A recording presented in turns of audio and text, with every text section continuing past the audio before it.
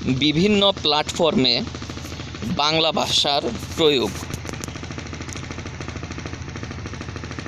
বাংলাদেশে সকল ক্ষেত্রে বাংলা ভাষার প্রয়োগ করাটা বেশ যুক্তিসঙ্গত, কিন্তু আন্তর্জাতিক পর্যায়ে ইংরেজি ভাষাকেই প্রাধান্য দেওয়াটাই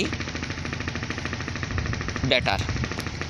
Hi everybody, I am Junaid Ashrafur Rahman from Bangladesh, Mymensingh district, Nandail Paurosabha, Nandail municipality, 5 number ward. Hello, আমি জুনায়েদ আশরাফুর রহমান। আমার বাড়ি বাংলাদেশের ময়মনসিংহ জেলার নান্দাইল পৌরসভার 5 নম্বর ওয়ার্ডে।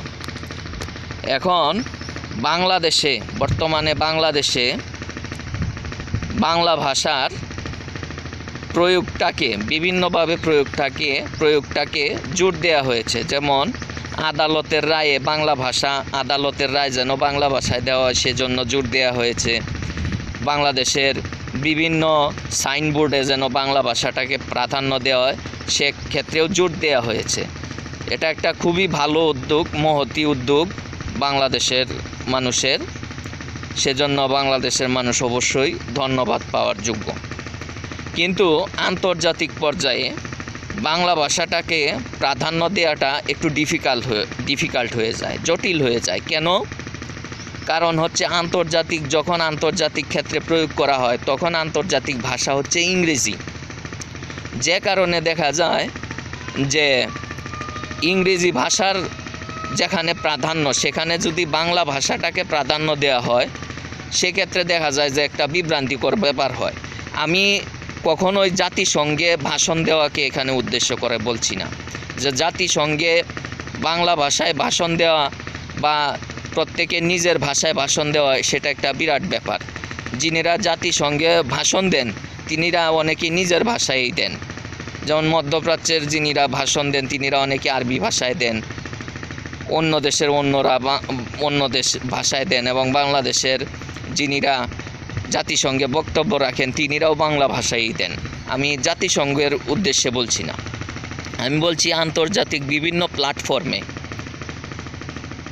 যেখানে ইংরেজিটাই বেশি ইউজ হয় এবং যুক্তিসঙ্গত সেখানে বাংলাটা ইউজ করাটা একটা ডিফিকাল্ট ব্যাপার। যেমন মনে করেন যে